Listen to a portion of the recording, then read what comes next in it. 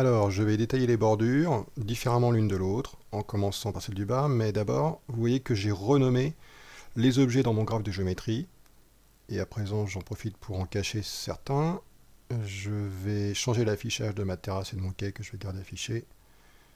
Verrouiller, voilà.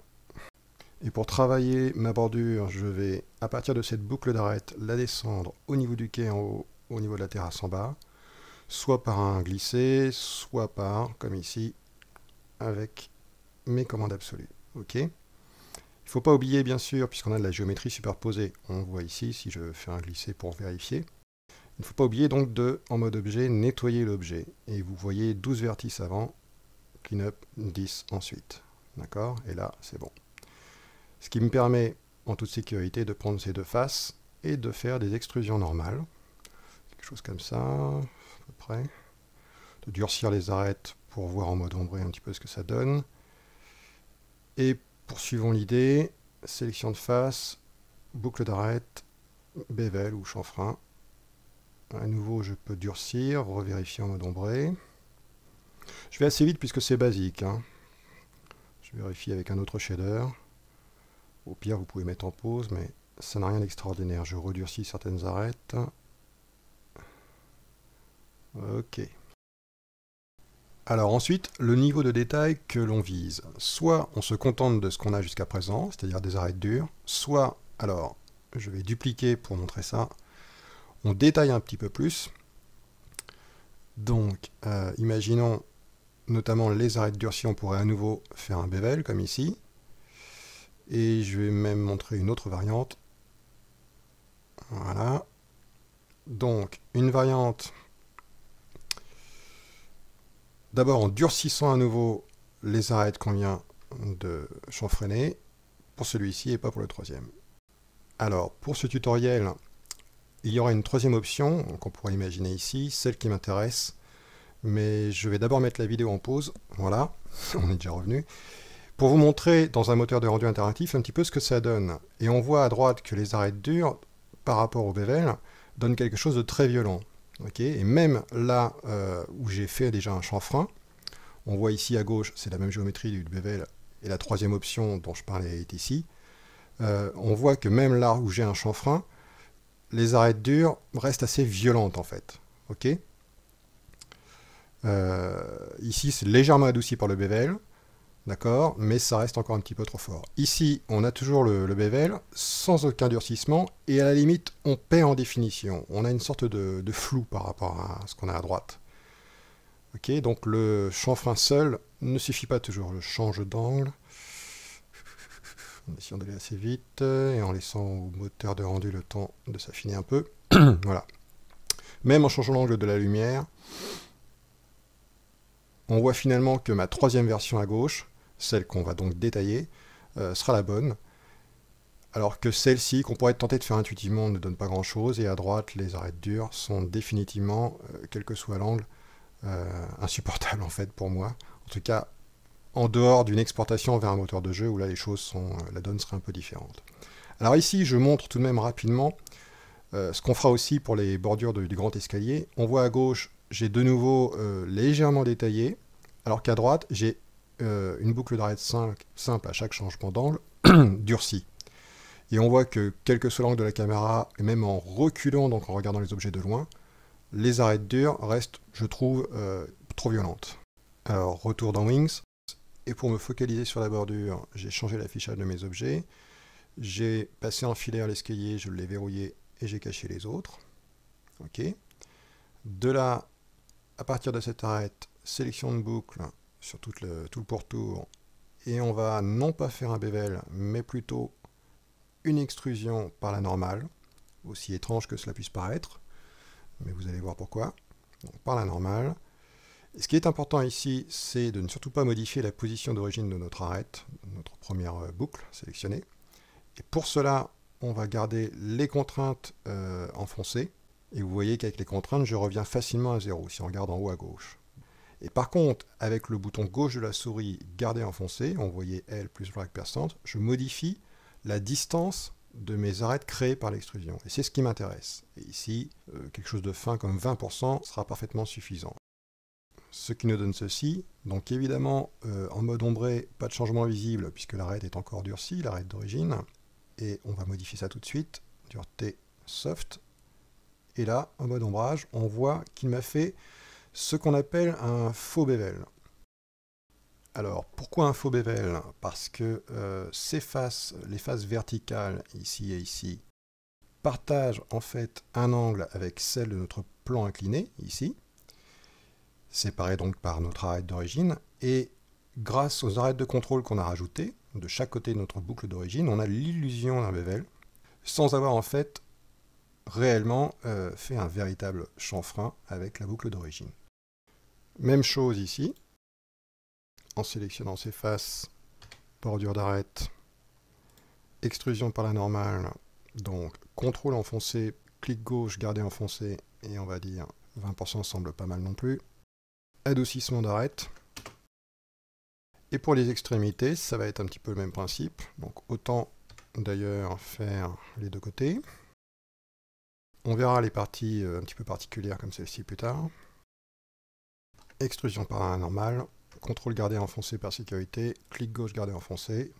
Éventuellement on peut le faire un petit peu plus grand. Comme ceci. OK. Et j'adoucis bien sûr.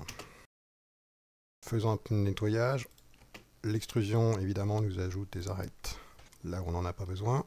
Et sur le dessus surtout, nous allons corriger ces deux arêtes là de façon à récupérer une topographie uniquement composée de quads, de polygones à 4 côtés, avec la fonction collapse réduire. Et alors, si je la fais, ce n'est pas celle qui m'intéresse, avec l'option classique, clic gauche, voilà ce qui se passe. On a bien contracté, écrasé littéralement sur elle-même nos deux arêtes, il nous reste un point orphelin, donc j'annule. Pour éviter ce point orphelin, de même qu'avec Dissolve, vous vous souvenez, lorsqu'on effaçait des arêtes, on ne voulait pas garder non plus les points orphelins, on avait l'option clic droit. Pour cela, eh bien, pareil avec Collapse, on a, si on regarde dans la barre d'information, effacé les arêtes et également les points orphelins. Vu de dessus, on peut par exemple, avec une mise à l'échelle, ici par Z, récupérer un petit peu la droiture, dirais-je, de nos arêtes. Corriger facilement, peut-être avec un glissé comme ça, pour rééquilibrer les polygones. Et de même, pour garder des quads, je supprime ces arêtes-là. Ce qui me donne d'ailleurs une topologie qui serait pas mal du tout si on voulait subdiviser notre objet. Le principe, ce qu'on appelle la règle des trois arêtes ou des trois boucles, en ajoutant ainsi autour d'une arête centrale des arêtes de contrôle, peut être très utile aussi en subdivision de surface. Ici, pour l'instant, on corrige l'ombrage. Pareil de l'autre côté. C'est pas mal, cette forme vous fait répéter ce qu'on vient de faire. Donc, collapse, clic droit, dessus, je corrige un petit peu. On ne cherche pas forcément la perfection. Et surtout, je n'oublie pas d'effacer ces arêtes qui me coupent mes quads. Voilà, en dessous, bon, même si de toute façon, toutes ces faces cachées seront plus tard effacées, autant les supprimer. Ici, on va faire tout simplement la même méthode encore. Alors d'abord, je vais me cacher mon escalier. Je vais me débarrasser de ces deux arêtes-là. Et maintenant, une extrusion par la normale pour cette boucle d'arête partielle. Pareil, hein, contrôle garder enfoncé, bouton gauche garder enfoncé.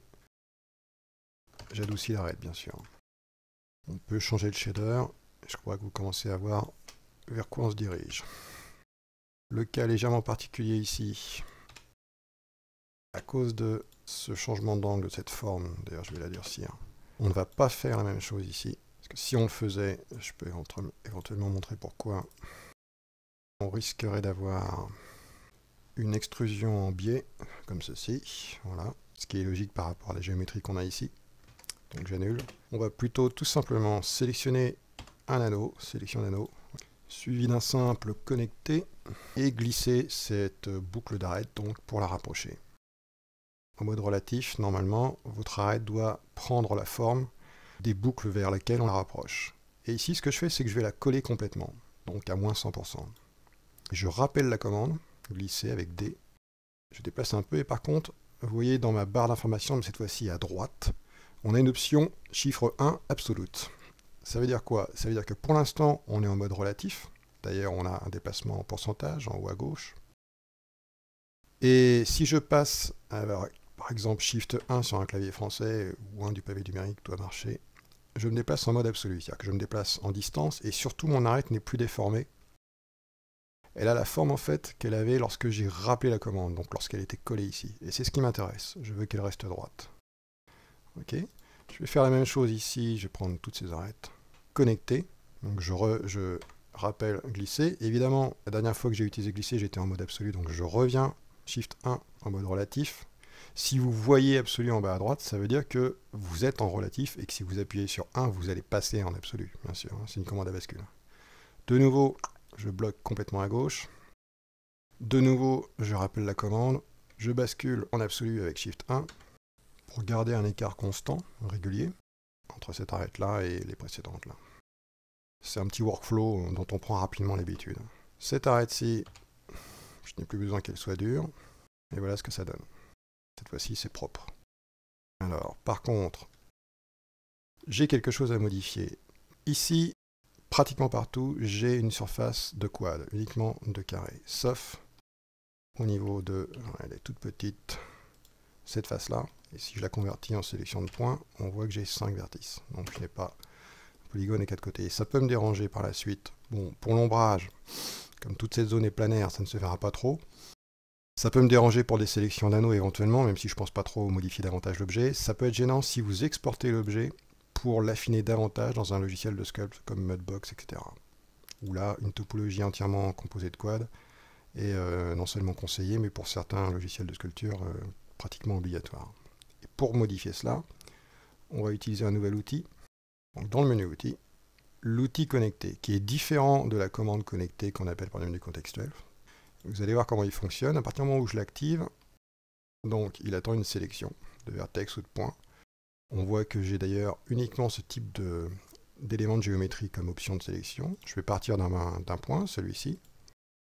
Et voilà ce qu'il me fait. Il me propose de rejoindre en fait, évidemment, d'autres éléments de géométrie. Je vais zoomer avec A, enfin centrer la caméra sur cette partie-là. Je vais cliquer cette arête, cliquer, garder appuyé.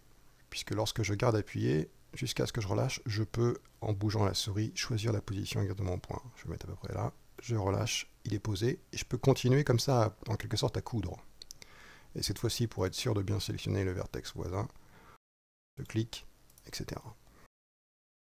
Et là, j'ai bien ici 2 quads. Alors par contre, évidemment, en ayant fait ça, j'ai un triangle ici, non pas un quad, mais ça c'est aisément facile à corriger en sélectionnant ces arêtes par exemple, et en connectant, ce qui me laisse des quads en haut en bas, et me transforme mon triangle en polygone à 4 vertex, 4 côtés donc. Si vous exportez sur un logiciel de sculpt, mais bon, je pense que c'est pas inintéressant d'en parler. On pourrait découper autrement, mais je pense pas utile de forcément trop détailler pour l'instant. Et même si on supprime cette arête, on garde les principales qui nous intéressent ici. Ok, alors, je vais avoir besoin, on va voir pourquoi, en fait, de ce que je viens de créer ici, de l'autre côté.